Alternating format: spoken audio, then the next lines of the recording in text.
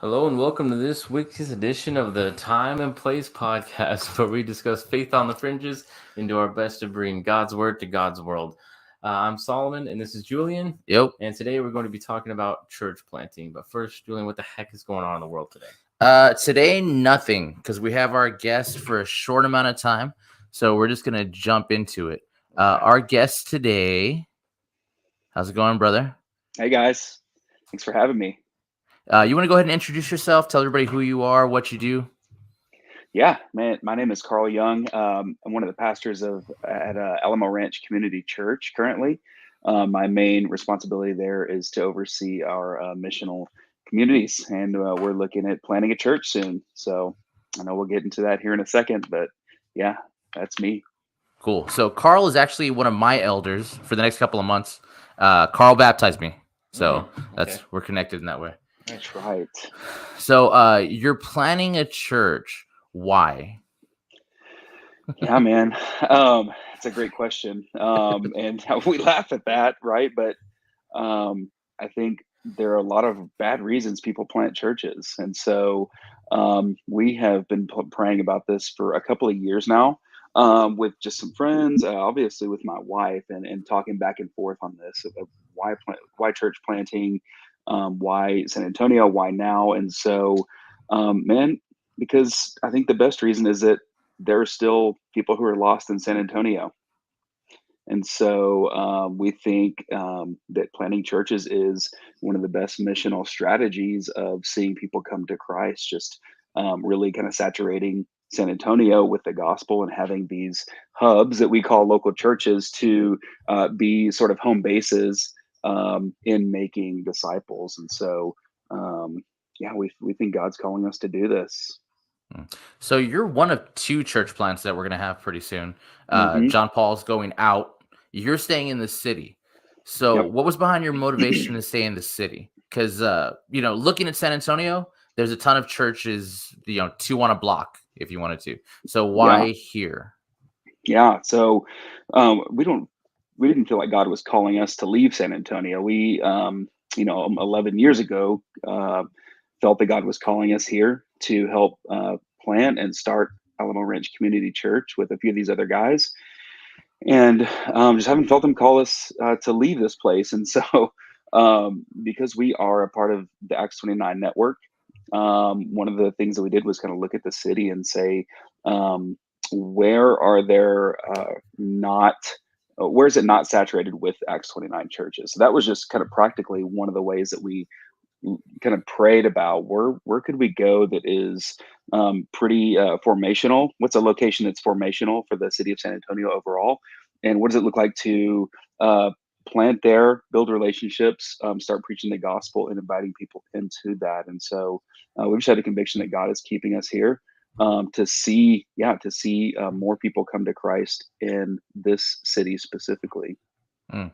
And the area you're moving to is kind of a specific area too. Can you tell us a little bit about the area? Yeah, absolutely. It's a very specific neighborhood.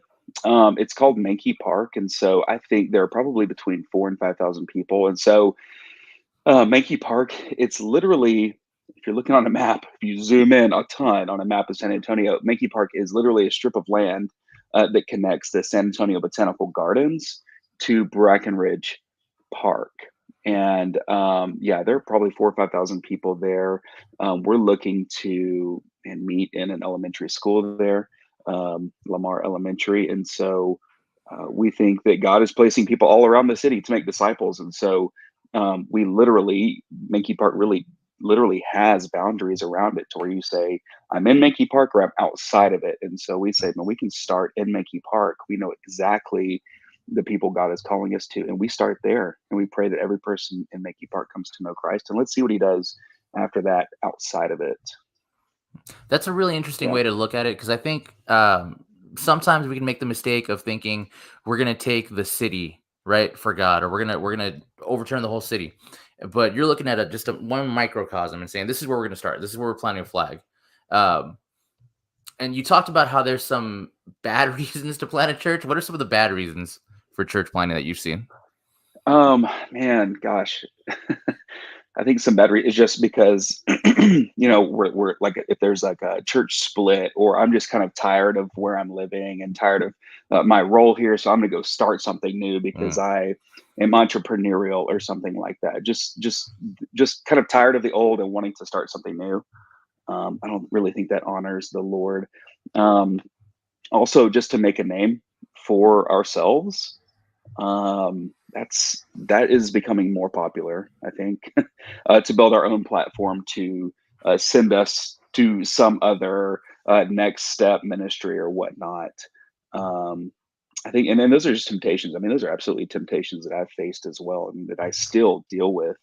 Um, I think my flesh would absolutely want to make a name for myself, um, but I'm just really praying hard against that, and I think just focusing on a very specific people, very specific neighborhood, with hopes one day to what we're praying for, what we're praying toward, is that we would plant a church within the first 3 to 5 years of planting this church. And so our desire, our conviction is that we don't necessarily want to grow this into some giant church, if God even allowed that, but to ask him, God, who are you bringing that could go and plant churches around the city as well, Mm. to reach more of San Antonio, um, by church planting. Interesting. That's really interesting, because in Texas we have 3 or 4 mega churches. Like the Village is here. There's Olstein's Church in Houston. There's Cornerstone here, and then TD Jake's Church is like right by the Village. So Yep. all these mega churches with massive congregations, and then smaller scale ones like Wayside Chapel's pretty big. What drives your passion for small churches? Man, I think smaller churches invite more participation from the whole body of Christ. Um, and just from my own experience, I think as churches get larger and larger, there is a switch that happens to where people come to church to let the professionals of ministry do the ministry for us. Versus in smaller churches, more people are called to serve that church specifically. Huh, that's interesting, because I know that's something we made a video maybe a year ago where you talked Hmm. about that idea of reaching out to your neighborhood, right? Like if your Yeah, neighbors don't know you, you have a problem. And that sure. small community, that's how the church started, right? You had local churches all over Jerusalem, that area, house churches, really.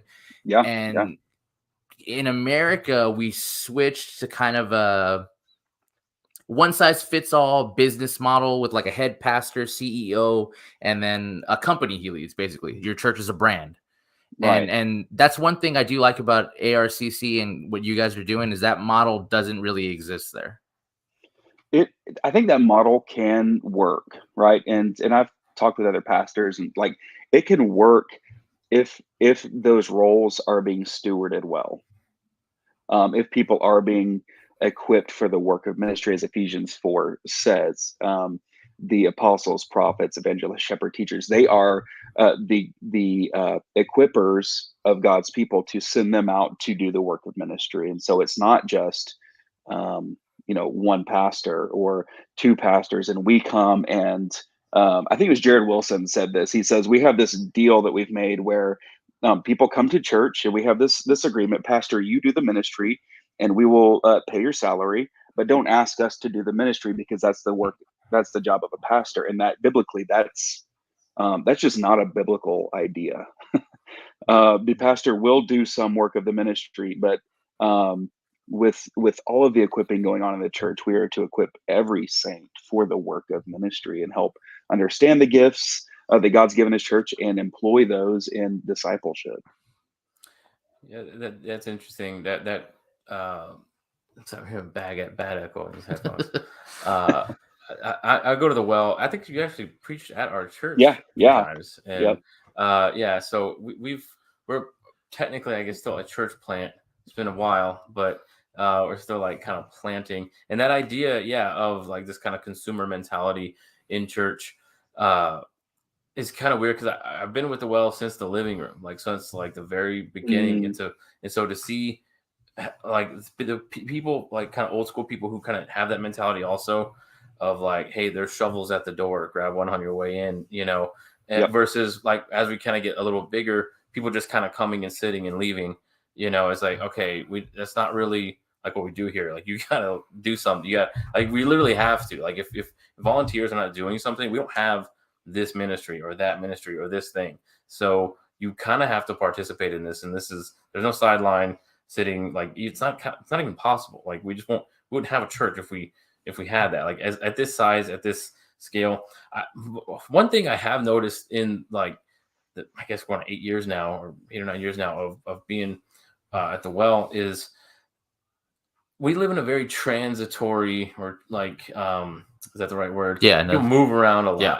Young people find opportunities in different states or different things for a job, or they're here for school or something, or just for whatever reason. I've seen that is the biggest obstacle, because I think about everybody who's passed through our door and become members and become volunteers and become staff even, and become, and I think if we kept everybody that came through, we'd have a huge, like pretty big church. But there's like such a, just through circumstance, kind of a revolving door of like, hey, someone's here, they're doing great, we're like on kind of path to an elder or something, and then they take a job in another city, and it's like, okay, and so I don't know, what have you experienced that, or like kind of what's the plan for that, or like what you're thinking on that sort of, like, we want to get people get here, get established, get involved, get members, but then they leave, and then and so it's just kind of this sort of revolving door situation. What's your thinking on that as far as church plant growth,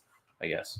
Sure. Yeah, I've thought about this because at Alamo Ranch Community Church, we're in the backyard of Lackland Air Force Base. So every year we're losing people, but also people are coming. And so it's like, man, how do we, because you don't want to develop a mindset that says, well, they're not here for very long, so we're not going to ask them to really commit much. Right. And a text that has been really helpful for me in understanding who God is bringing and who he's sending is just in Acts 17, when Paul is addressing the men at Athens. And Paul just says, guys, God has established the time and the boundaries of our dwelling so that people may perhaps seek him and find him. And so in my mind, when asking people who, military families, they can't really help to where they're being called. But there have been conversations where people say, well, we just kind of want to move out in the country, a little more secluded, more safety for our family. And so if you kind of put that, and we can talk about that at a separate time, if you put sort of the self-protection, individualistic mindset through the Acts 17 filter and say, okay, God is that he very well may send you to live in a more secluded life, but have you prayed about this with your small group of people or with your church, or is this an individual decision that you are making with your family? I think this needs to be discussed and pushed back on with your small group. But are you going there and you're going to live there for a while so that you make disciples, so that you're a gospel outpost to some degree, to say, if I live here, God may bring people here who are seeking their way toward him, and they might find him because of our presence? Or are we just doing that to get away from the cruel world, which I don't think Jesus is calling us to? And so putting it through that filter, we're going to move here to make disciples, not just to have a more comfortable life. And that pushes against the kind of an American individualistic mindset and way of life. And maybe you guys can shed more light on this, because I've never been part of a church plant, but that seems so hard in modern America to get people to understand, like, being a member of this church means investment and time. Like, this isn't something you pencil into your schedule with your golf game or your social group on this. This is part of life seriously now. Like, how do you work with that? How do you get people to come to that mentality and understand, like, hey, we're living this. We're the living body. We're all together in this. Yeah. One thing, just I would say, is it's taken time, a lot of time to kind of realize this, is the importance of service as worship. And a church plant is a great opportunity to exercise that, because I think we understand read your Bible, we understand pray, we understand sing and all these things, but like service, I don't think that's on people's minds in a lot of churches. Of that's worship, that's part of worship, and as necessary as reading your Bible and as praying. Is like, we wouldn't just say like, well, I think we look at service, especially today in America, as like, well, I'm going above and beyond as a Christian. I'm really being like a super member and like, stacking chairs or something, or volunteering or giving, these things, when really that's like kind of as essential as reading your Bible. As a Christian, as a church member, is serving.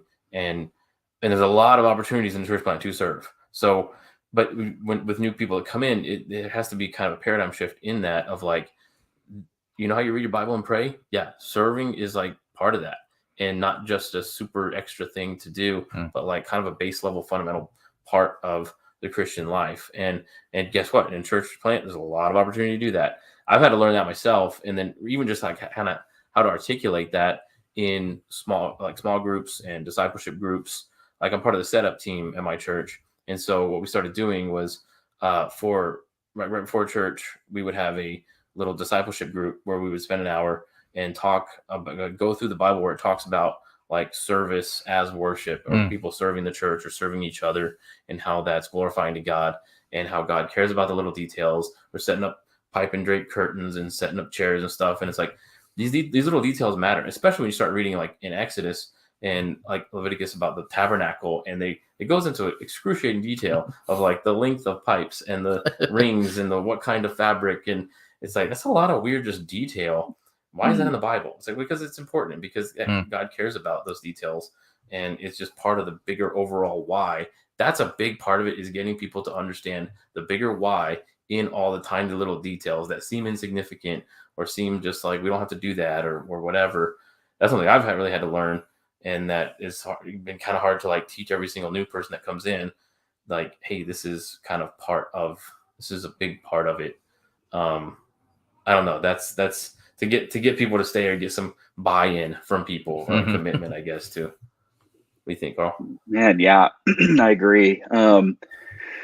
There's so many different ways to serve a church. And I think at some point, I'm reading a book right now with some guys that are elder candidates going into a new church plant, and it's called Lead by Paul Tripp. And he talks about there's a switch that happens where when you plant a church and everybody's in and everybody is being equipped for the work of the ministry, and then God blesses that and grows that, it's somewhere along the line, it does become more of a corporation, right? Or a business model. So people, you're big enough to where people stop serving, and they think that, serving is something that people who are gifted to serve do, but I'm not one of those people, or that's what super Christians do, and I'm not one of those people. And so I think, and so for all of us to where does that change happen? And say, no, this is, all of us are called to continue to serve the body of Christ. And if we forget that, that means the body's not functioning the way it should be. And so there is going to be, it's going to be out of alignment. You're going to start seeing, if you're not able to use your foot for a year, it's going to mess with the rest of your body. Right. And so calling people constantly, how has God wired you? How has he gifted you? In making space for people to serve, no matter how good or bad they are at it at the beginning. But saying, this isn't about performance. This is not about putting on a show. This is about equipping God's people for the work of ministry. And if we're not doing that, then we're not being faithful in planting churches. I do think you can be a large church and do this well, but it's costly. It's costly. Can you talk about some of the difficulty with starting a new church plant, especially from where you are? Because you were saved. You kind of been with the same pastor and mentor and elder your whole Christian walk. Your kids grew up in this church. You guys went from young married couples with no kids to now whole families, and you're leaving that whole community you had to start a new one. Yeah, that's. I think that's something mentally I've pushed down the road, right? Until I have to deal with it. But even at our last family meeting on Sunday night, man, just talking through that and hearing John Paul talk about his path and how much of our paths are the same and how they've crossed and what God's done in that time. But yeah, man, we had been married for a few years before jumping in and beginning this with these other guys. And man, we have 3 kids now. This is insane. Why? Their whole life is here. And so the very real reality of, gospel goodbyes for the sake of King Jesus, we are going to multiply. And so that means relationships are going to change, right? Like we won't see the same people every Sunday that we have for the past 11 years. And that's hard. That's really hard. And so you have to deal with some comfort issues. Like I'm comfortable here. People know me here. We're going into another part of the city where nobody knows us and is where we're wanting to plant. There is more of a hostility towards the gospel. Do I want to bring my kids to that and see some of that? I think God's calling us to do that. And so I think for us, I feel like I'm a relational guy.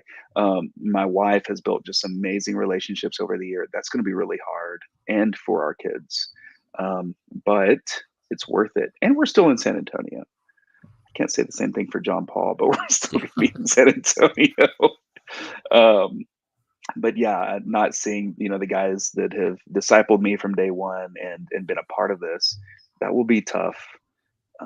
But I think being good stewards of God's kingdom as he invites us to participate in it means, moving in this direction and developing new relationships for the sake of the gospel.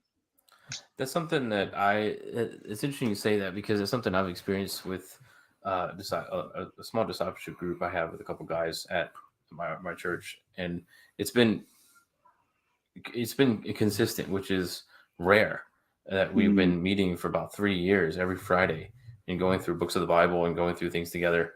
And, we've talked recently about like splitting off or like multiplying or like adding or like just get another guy and like this model is working. This is doing really well. Let's, split off. And then instantly there's that fear of like, okay, I'm leaving something that's so rare and so great, been so great for my Christian walk and my, just spiritual maturity. And now I'm going to try and venture out to start meeting with another guy who might not even freaking show up.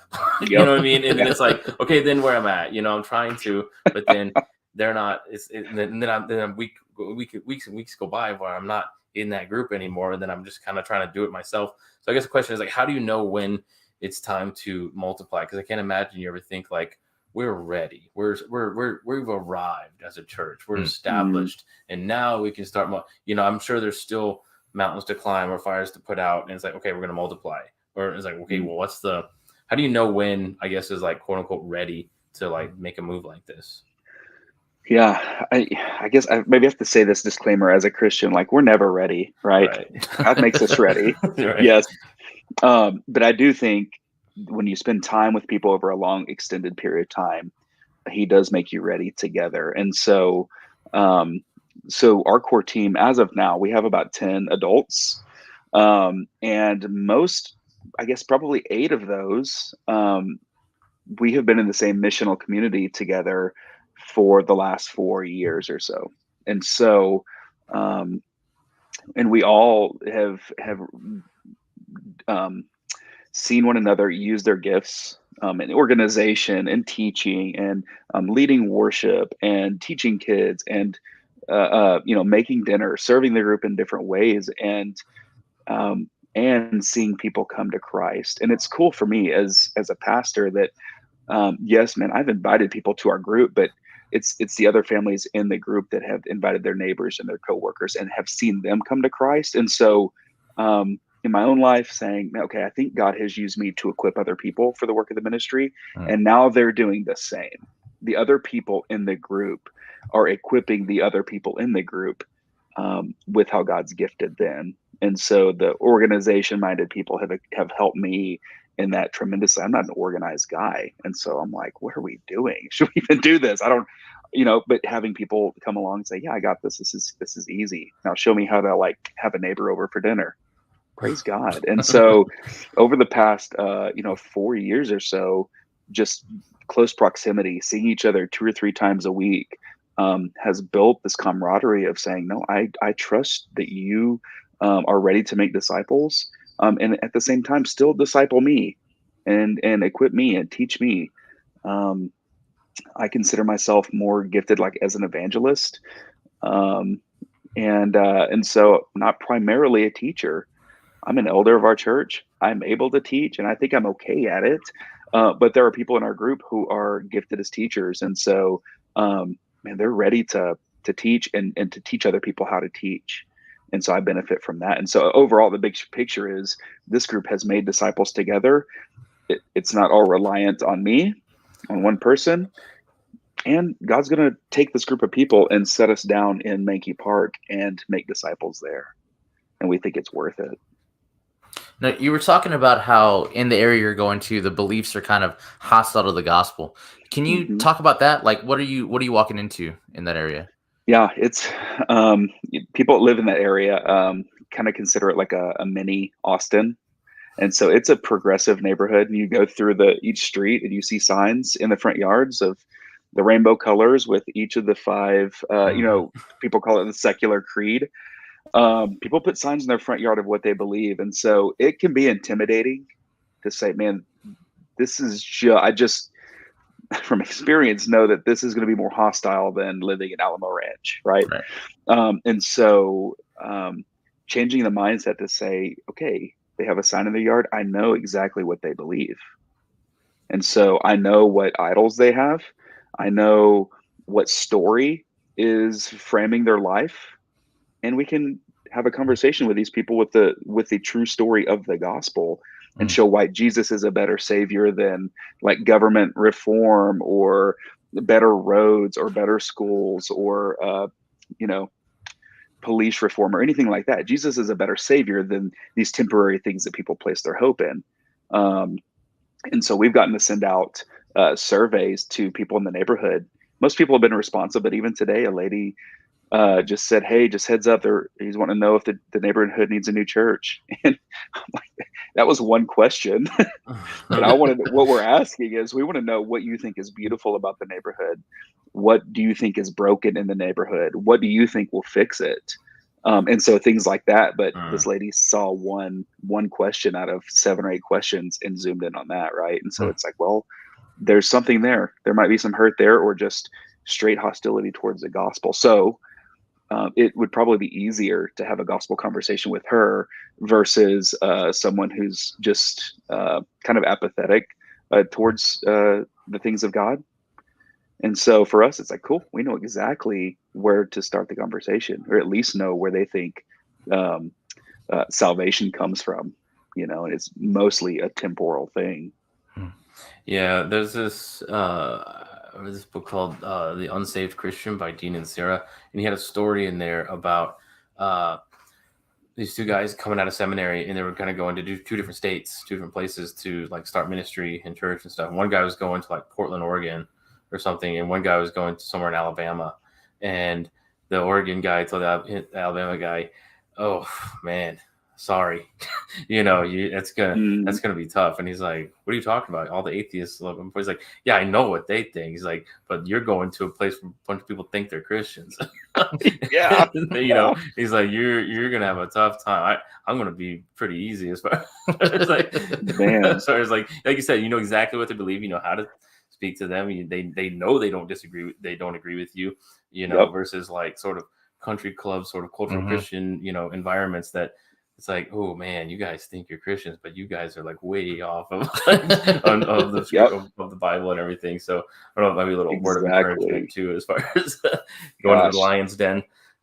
Yeah, Dean, I like his stuff too. He's just pretty in your face, and like he's spot on in this. And so I think part of our ministry strategy here, and this is so our desire is to gather on Sundays at an elementary school there, which is a San Antonio ISD school.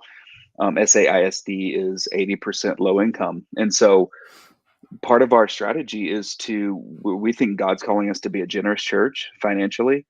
And so how do we bless the school, like the teachers and the students and the admin and everything there, to where in 2 years they couldn't imagine us not being there anymore, right? And so we want to be able to share the gospel with all of them, but we want them to think, man, if they leave, this is going to go downhill really quickly. And so when Jesus says, man, those who persecute you, who are against you, um, by your good works, that they would glorify God. And so we think our good works in this community that is very social justice, pro social justice, um, is we're like, cool, we can go in here and serve this community.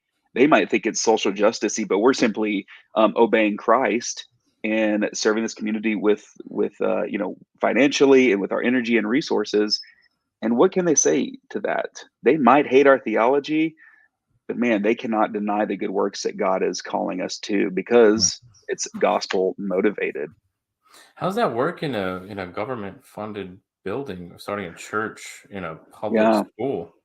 yeah, and the school district itself is they're open. So we've toured the school. They're like, yeah, you guys can use classrooms, gyms, all these things, and it's a public school, but they're also hurting financially. COVID has really hit them hard, and so when we started ARCC, we started in Hoffman Elementary, right in the middle of Alamo Ranch.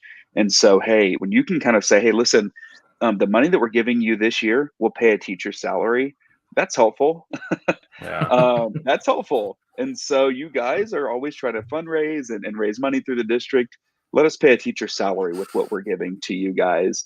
And then when, you know, if they turn that down, it's like, okay, we want to bless you guys, but we can't, um, we're going to trust the Lord, and the Lord owns the school. If he wants us to meet there, he's going to let us meet there. But really get in there. I think our desire, it really is to say, even if people disagree with our theology and some of our convictions, they're not going to be able to deny what the gospel produces in God's people. And so you have to give up one or the other. Like, do we want the support that this church is providing, or do we want them out of here because we have some differences in cultural, the way we see culture and reality? We've talked about a couple of times how a lot of people who are atheists or maybe just hostile to the gospel have rejected a gospel that's not the gospel. They've rejected a Hmm. cultural gospel or something they think is Christianity. So Yep. I think it's going to be really interesting when a church that's committed to the true, real gospel just drops in the middle and shows them what it actually is. So they can object to it, yeah, but maybe it's the first time they're hearing it. Like maybe it's the Yep. first time in America they've actually heard the gospel. Yep. Yeah. I think something that we have to get better at culturally is just asking better questions. Where church is bad, Christians are bad, and if we understand who we really are, we're not going to argue with that. Like, of course we're bad. That's why Jesus is good, and he died for us, and he gives us his goodness. And so asking questions like, when you hear the word gospel, like what comes to Mhm. mind? And most people say, oh, gospel music, or Matthew, Mark, Luke, and John. And then you get to introduce it. Man, the gospel is the good news that God saves sinners like you and me through the life, death, and resurrection of Christ. That's good news. Yeah. And so, like you said, like a lot of people have not really heard the true gospel. And what they think Christians are generally what they see on TV of these, and these men and women who are morally falling all the time and are always just out for money, things like that. And it's like, yeah, we're gonna fail and we're gonna sin. We don't want to, but we're people who are humbled by the truth of who God is and what He's done in Christ. Yeah, I think we take a lot for granted sometimes in America, thinking, well, everybody knows, everybody knows the Jesus story. Everybody grew up in church, or everybody, Mm, even if that's true, if they've heard some stuff, you start really listening, like hear a TV show or like a podcast or something that talks about Christians in the Bible. It's like, oh man, they don't know. They don't know. They completely misunderstood it. So it's kind of mm, refreshing too, because we think in some other culture or country, I think like, man, it'd be super easy if they just like a clean slate. They haven't heard anything. And I guess that's the big hurdle, is kind of hacking through the weeds of like bad information that they've gotten, that things that like a lot of false gospels. Right. I guess if someone's not heard any thing about Jesus or the gospel at all. It's a little easier than a bunch of false gospel that you have to kind of dig through first to get, because they've not heard and rejected the true gospel. They've heard and rejected some cultural moral thing or something, but then that's solidified in their head. That's what Christianity is. That's what the Bible is. That's what this whole thing is. And so it's not just a matter of building up, telling somebody about it from scratch. It's, I got to tear down kind of like what you've been told or like what you grew up in, especially in San Antonio with a lot of Catholicism, Catholic backgrounds, and people to, saying, okay, that's not. Let me, let's have another conversation about Jesus, basically. Yeah, I think that's just why asking questions is more important than putting forth information, assuming when we're assuming people know the gospel, we're going to argue things that they're not arguing or that they're not asking, right? They're like, guys, this is different than 50 years ago. Yeah. We're arguing against things they don't even know that they're supposed to be asking. And so asking questions like, so when I say I'm a Christian, what do you think I mean? Like, what do you think I believe? Right. And people just tell you, and it's like, okay, well, that's wrong. So let's reframe what you're thinking and work down this road together. Cool. Carl, I know you got a meeting tonight, so we got to let you go pretty quick. Yeah, sure. Do you want to tell everybody the name of the church plant, how soon you hope to get it going, any information where they can find more about it if they're interested in it? Yeah, thanks, man. So it's going to be called Garden City Church. Right in the middle of Botanical Gardens and Breckenridge Park. We think that lends itself to the story of redemption that began in the garden and will continue on in eternity into God's garden city, the New Jerusalem. And so in April 1st and 2nd, we're going to have our first core team training. And I've invited Ben Connolly in Fort Worth, Texas, to come and train us on core team commitments and leadership development type things. And so, really beginning April 1st and 2nd is when we're just beginning core team gatherings and instilling the rhythms and really the language of what Garden City will be, Lord willing. And then from there through the end of December is just building that team. And then we're hoping to launch a Sunday gathering officially in January of 2023 there in Lamar Elementary. So we're working right now, so much stuff, getting our website, the app put together, all the legal things, all the, the fun things that I have no clue about, but having a ton of help on that. And so, it's, you can email me. My email is carl.young@garden-city.church. And love to answer questions about that and give more info going forward on that. Still lots to come. Cool. Awesome. We really appreciate your time, brother. Thanks for coming on and talking with us about this, and we'll be praying for you and everything you're going to be doing. Cool. Yeah. Thanks, guys. Bless you guys. Thank you. Cool. Take these off now. Okay. That echo. I know. It was terrible.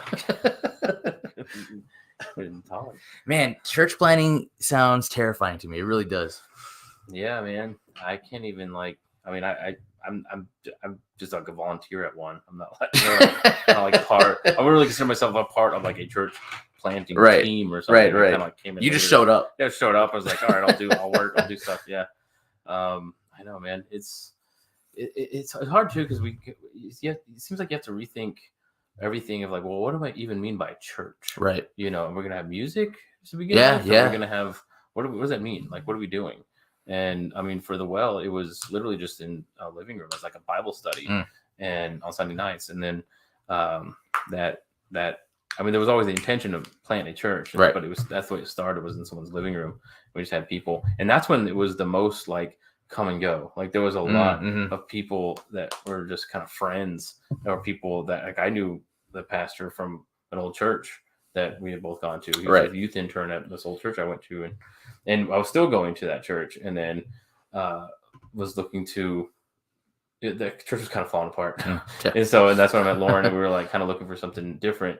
And then my sister was going to this with the pastor, and she knew the other ladies there and stuff. And so she was like, hey, he's back, because our pastor, the founding pastor of the well went to Castle Hills right. as a youth intern. He went off to seminary and then came back with someone to plant a church here. Mm. And then I knew him that way. And then my sister knew him and this other girl that was part of the church planting team, the original team, really well. And so it was like, hey, they're doing a Bible study on Sunday night. So I was like, cool. So we started doing that.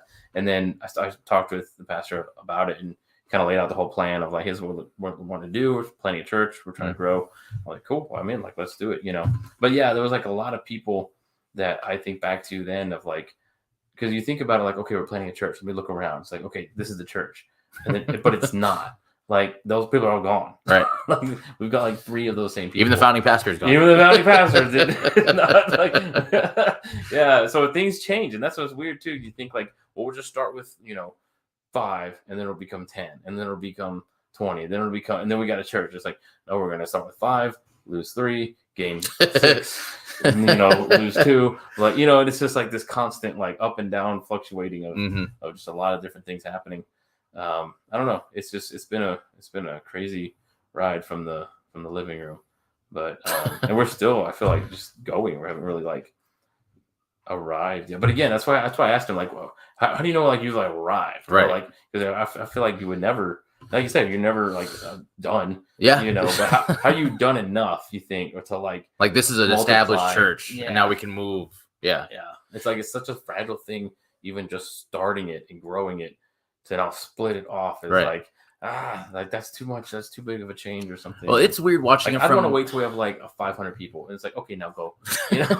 Like the village church, they can start. They can start 50 church plants. They're safe. They're in a good place, I think, to like branch off and start. Well, it's weird because in theory, satellite campuses should be church plants, right? Like instead of just watching monitors, it's like, well, that's the whole church right there. And it has to come down to just like a leadership thing. Like we don't have a pastor for that satellite or something, or we don't have a pastor team for that satellite. So patch them into the live feed, for Chandler. It must be because they have, right? They have. I'm sure. Yeah. I mean, they're Acts 29. That's part of their whole deal is church planting. Right. And they have like started not just satellites, but whole churches. But like whole another church. Yeah. So I don't know. It's weird watching it from the other side because I've been at our church for 2 years, roughly, maybe going on 3. And, it's been smooth. The whole trend, everything's been set up because by the time I got there, they'd been there for 10 years and everyth's good to go. Yeah. And now it's like, well, we're going to be down 2 elders and their wives who also run all this stuff and all their kids are going to be gone. So, we'll figure it out. Whoa, wait, this guy takes care of this. This guy takes care of this. Who's filling in? What are we doing? Whereas, like for us, we had a volunteer woman who has a full job, and the married couple at our church. She was running our entire kids ministry. We have a lot of kids, and then she gets pregnant, and it's like, okay, she's gonna be out. What are we gonna do? So someone else has to like learn everything and become her. You know what I mean? So it's like it's not even like a staff. It's literally just volunteers and people with full-time jobs and families and stuff that are working. A lot of hours as far as programming a lot of the ministries and stuff. So, but it's weird too, because like, that's the kind of church I grew up in when I was a kid, was super small, independent, fundamental Baptist church.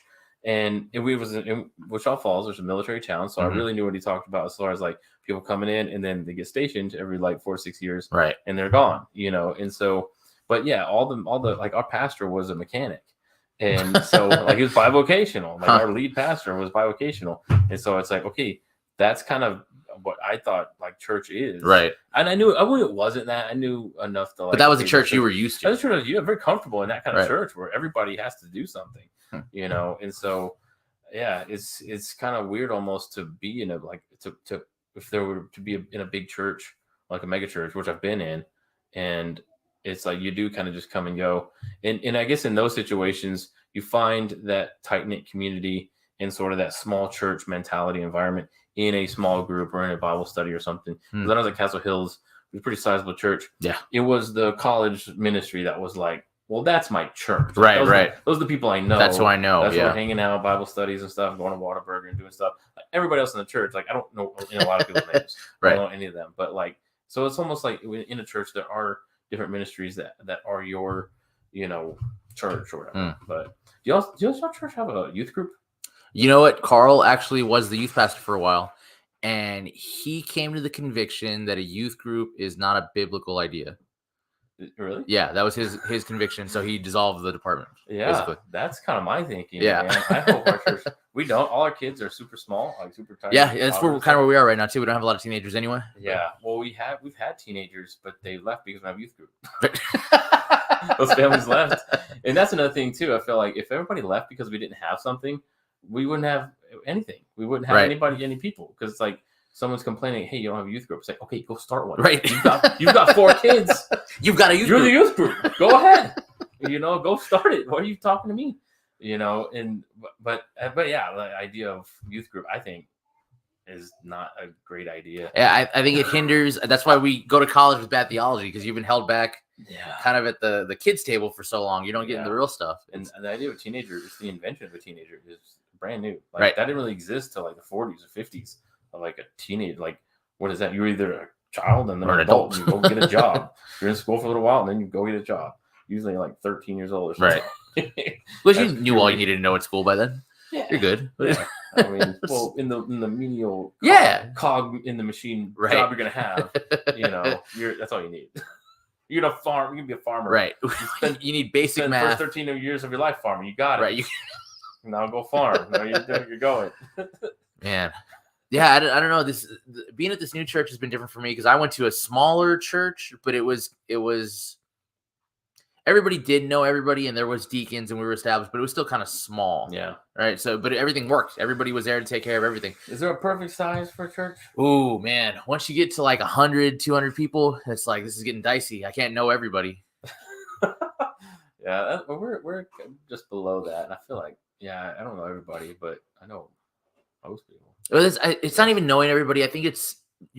I'm not close with it a lot. Right, but being able to pastor everybody, is hard when you have a huge, like, I mean, how many people does Matt Chandler know by name in church? How many people can call him for counseling? Or I mean, I'm sure they have other counselors to take over that too. But do you need that, or do you need to just, like, I don't know? Yeah, I know. I like text my pastor or something. People are like, "You text your pastor?" I'm like, "Well, yeah. I mean." It's not what you think. I walk up to Carl on Sunday and was like, "Hey, can you do this?" And he's like, "Yeah, we'll work it out." So cool. Well, and that's the thing too, like that when you talk about that corporate structure the churches have gotten into. When I felt like, if I ever felt like my call to be a pastor, and I think the model, besides the first church I was in, is like, okay, everybody's already doing a job, right? And so it's like, am I called to be bivocational? Serving in ministry, but like, aren't we all? Right. Like, like our youth pastor or whoever it was an Air Force pilot, and it's like, and he did the music, and it's like, is he called to be a pastor? I mean, I guess but he's not quitting the Air Force, so right? Like, well, what are we talking about? Like, what does that mean? And so I had that in my head, but then I also had like corporate CEO type pastor, right? And so then it's like, okay, and I always thought that's the calling is like. Do you feel called to do that? And it's like, well, I think everyone's called to do that bivocational service thing, but I'm not called to be this like CEO type of pastor at a church. And so when people say you're called to be a pastor, I'm like, no, not that. I don't want to be that. But I do what I see myself teaching. I see myself serving. I see, but I didn't know about this model of like, elders, right? Like multiple pastors. And then, I don't know where it was, but like, Chandler and like Austin Stone and stuff. You start hearing pastors preach, and they're like, "I'm the discipleship pastor here." At right. I'm the whatever. I'm the evangelism whatever. And it's like, wait, what? So there's like different. So you're an associate pastor? It's like, no, I'm the discipleship pastor. And it's like, okay, what does that mean? But yeah, having this sort of like team of elders, that I was like, okay, I think I could probably do that. If I be a part of this thing, and I think it's how it should be, not just this. But then that brings up the question too of, and I kind of wanted to ask him, but I think he kind of answered it already a little bit. But that idea of not seeing something like a church plant as like an entrepreneur opportunity, but also you do need some level of structure and organization and a plan, some planning and programming. But how do you that's always kind of been a weird situation for me of like, what's that fine line between my calling of I'm going to teach and share the gospel and serve people, and that's what it's all about, and that's it, and that's the kind of the pure sort of like thing, versus I want this to scale. You start using words like that, branding, and marketing, Right. and like, well, okay, no, you're getting to corporate, you're getting to Right. entrepreneurial, but it's like, yeah, but you need a business card. You need like a card, right? Yeah. And you need to have a website. Because you have to, when someone asks you, like, well, how do I find out more? You need to be able to tell them something or give them there's something. Like this weird balance between like, we're just going to serve people and preach the gospel versus like, okay, we have to have a phone number and like, be on Google and stuff. So how do you balance that? Because I think it'd be very productive in a lot of the practical measures to see it as like an entrepreneurial thing. Because I see you watch movies about like these startups or like read stories about that and how they, we're just kind of burning the candle at both ends and working hard and doing all these things. Like, okay, cool, that's neat being part of a startup. But like, should you treat your church plant as a startup? It's like, no, but it's like, but kind of. I don't know. Like, and I don't know if there's like how wrong that is to kind of see some of those elements in a church plant when you're just getting started, when you're just starting up. Like, I mean, it's a startup, like, but you're not supposed to look at it that way. Which I agree with. It's like a weird, like, there's good and bad to both of that. Like, it's just, I don't know. It's so different now because we live in a different world where everything's branding and recognition and online and what's your web presence like and how's your social media. It's what we live in now, and there's I don't know how else you work it. Yeah, I think that's, especially with young people, I think that's like just the natural mentality, more so with a lot of people. Everybody's got a social media page, which means everybody has a brand. Right. Yes, exactly. And so that's just kind of the thinking of everyone now, especially younger people. And so when you like have like some 25-year-old today wanting to do a church plant, he's going to treat it like a startup. Right. He's going to put a team together. He's going to start a page. Which, I mean, like you should. Yeah. Right. Because that's how you're meeting people where they are. And that's how people largely find stuff now, is through all of that. Right. I mean, should we go back to door knocking and the church van and... Yeah, I mean, the church van, canvassing neighborhoods, and passing out. I mean, I don't see like get hurt. Right. I remember that's one of my earliest memories is doing that with my uncle. He would drive the church van. Yeah. And on Sunday mornings, go pick up all the neighborhood kids who wanted to go to church, and we'd all go. And then we were kind of, my mom had a van, and we were kind of that van. It wasn't really the neighborhood, but we'd like go pick up kids whoever parents were working or something, and like just bring up a bunch of kids to church. But yeah, I don't know. It is that weird balance between those two things of like treating it like a job or like a startup or like very, organizational versus just sharing the gospel and just loving people and serving people and stuff, and the balance between them. But I mean, we're supposed to be redeeming everything. So like, let's redeem entrepreneurial parts, to share the gospel. But then I guess the fear of that is that like, well, we're going to water down the gospel because of numbers. And if it gets too much of that, your numbers mindset, then it's like, okay, well, we're at a good spot numbers wise, and we don't want to do anything to rock the boat. So don't preach that sermon. Don't say that thing. I mean, especially if you get like a big donor, right? Yeah. Someone, this person's kind of supporting the budget. So it's not step on any toes. Yeah. He's got a gay cousin, so we're not going to. I mean, there's the opposite too. When you have like the CEO pastor is the one who's maybe they're not, maybe you get a Driscoll, right? He's not afraid to say what he's going to say, but then you get kind of this like cult member leader. Cult of personality. Yeah. And that's weird too. Yeah. I could see that honestly with like, it's weird because there's like real dynamic speakers and real like, I think just have a gift for like speaking in front of other people. And that's kind of how I felt like with the previous pastor. And it's like, man, people are really engaged. He's really engaging. And I would never say, I don't think he ever like didn't say the truth or didn't, but there was definitely more diplomacy and finesse, I think, in it, in that way, which is not bad. Right. But then with the pastor we have now, it's like he would just kind of say it, and it's like, it's like, oh man, and there was so many times when I was thinking something in my head of like, is he gonna go there and say that? And then he said it. It's like, oh my God, he just said it. But I mean, that's a lot of things like in my head of it as a pastor's talking about something, and it's like, okay, is he going to say abortion is murder? It's like, sure, no, he won't. Right. But he can get the same truth across of like that it's sin and whatever. But then it's like my pastor's like, abortion is murder. It's like, oh my God, you just said it. But that, you know what? That's two different things, though. Racist. Oh, you just said it. Those are two different things. Saying abortion is a sin and abortion is murder, like it is the same, but not really. Because like, is abortion's a sin? Like, okay, so is lying. Like, what are we saying? Yeah. But if you just get to the heart of it and say it's murder, like, no, we're talking about a specific thing that you're doing. Yeah. That's worse than something else. It's not the same as theft or whatever. Yeah. I don't know, man, but that's how everybody is too now. Like, we're the only ones who don't want to go there and say that thing. Nobody else is hesitant in that way. You mean Christians? Yeah, Christians are the only group that are like, I don't know if I want to say that. Yeah.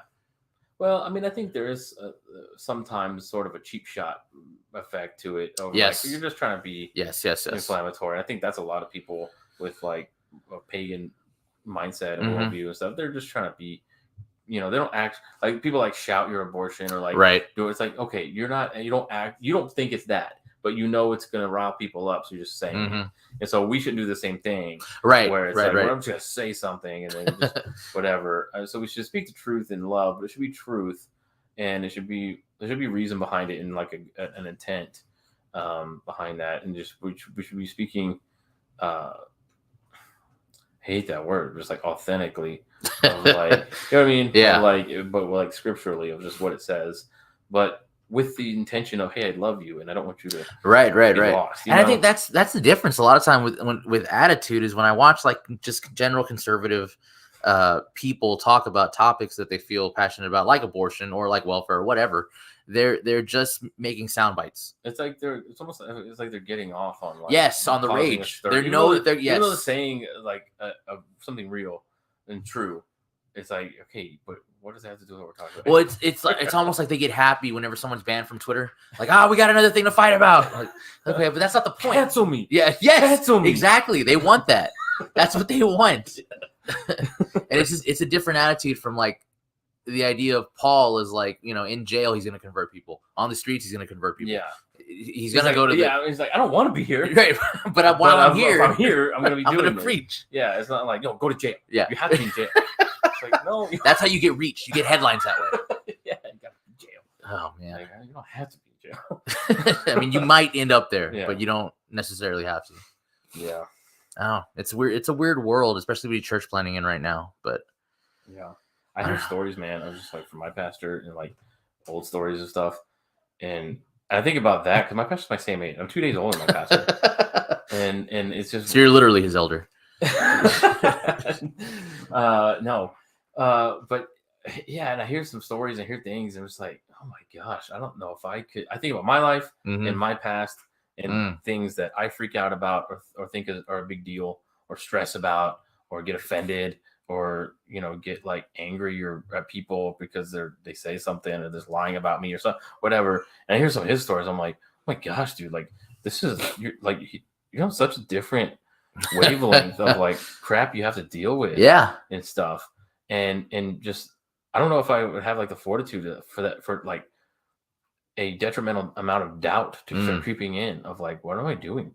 Why should I? And I don't know if he feels this way, but like, or Carl was, right. People planning churches, but I couldn't imagine not feeling like I'm a fraud. I'm, a complete hypocrite. Or I know my sin so much. And then all these people are mad at me saying maybe some true things. And like, I screwed up or like, it's like, you can't screw up. You have to be just be speaking correctly all the time and stuff. And I don't know, man. That's a weird. They carry such a burden, dude. Yeah. Like pastors and like elders, there's a huge burden on them of like stuff that people throw in their face of things of again, like some of it might be a little bit true, and they're still people. So I think we really need to see our pastors, like being part of it, like a church plant has really helped me see, and having my pastor be my same age has really helped me see like they're in the trenches with you. And that's all pastors, right? Like all pastors and all leaders of churches, they're right there in we tend to put them on a pedestal and thinking we're like, well, they're super Christians and they're touched by God and gifted and like, and that might be true to some extent, but like they're also the people, and they're in the trenches. They deal with sin, they deal with temptation, they get angry, they have bad days, they have doubt, they have fear, anxiety and stuff that they deal with, and they got to deal with it the same way you do, which is with God and to take it and offer to God and but it's just like the amount seems like way more. It's like you put a target on your back. Yeah. You know, when you go into ministry and try and pursue these things, because it's like, you know, Satan's not worried about Joe Schmo churchgoer, you know, like whatever, like he's not threatening it, but like a pastor is speaking the gospel, so like, okay, get that guy, like, you know, and that's, it's like I've seen people flame out and just can't handle the pressure. Yeah, can't handle the pressure, just like, I think rightfully get angry and just be like, screw this, you know, like I don't need this. It's hard. It's got to be a hard line to walk. That's what I think of with people like Wilson or Durbin, like to see what people say or write or talk about them, like, and you know, to see them, especially Wilson. Wilson's the one who I think is the funniest because he's just like this jolly grandpa in Idaho, and he's got hit pieces from everybody, including other pastors and churches who are just trying to like demolish everything that he is and stands for. And it's just, and he just takes it and just smiles and keeps going. That's got to be a hard one too. Of like, it's easy to brush off criticism from dopes, right? And like people like, oh, okay, well, you're you. I don't, you know, I don't care. But if it's like a pastor, or like someone who you know is faithful and know that you respect and admire, and they kind of have like kind of maybe harsh criticism or something about you, it's like that would make you doubt and really think like, what am I doing? Like they think I suck. Like, oh man. I remember him talking on the episode where we interviewed Doug Wilson. If you want to go back and check that out, close personal friend of the podcast. I remember him talking about how when the criticism started, a lot of people who he thought would have been on his side denominationally kind of fell off, and everybody else who he thought wouldn't have were the ones that were like, no, we're with you in this. We're here for you. Yeah. Did you see that one about? Well, it was he had a thing about Michael Heiser. A video because like Ask Doug or one of those, and you know, and Michael Heiser gets kind of weird with like Nephilim, and all the kind of like, it's like don't be afraid to go there kind of thing where the Bible gets weird and you know, and he said you know, a lot of Reformed people in situations like that, they look around and see the charismatics on their side or something.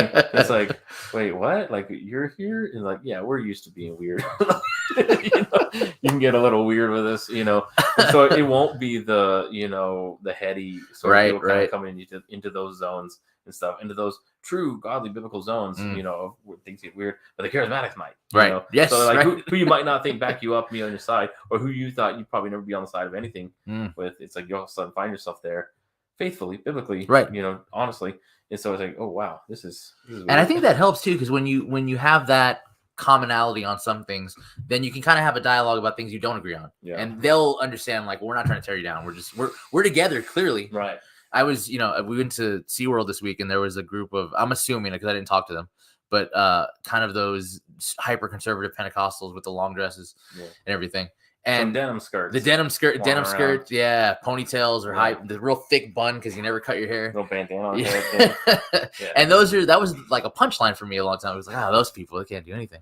And the more I thought about it now, it's like, that's gonna be us. That's gonna be the group we're in, because it's like, oh, it's those religious freaks. Like, yeah, me also for whatever reason. I don't look like that, but that's gonna come out. Yeah.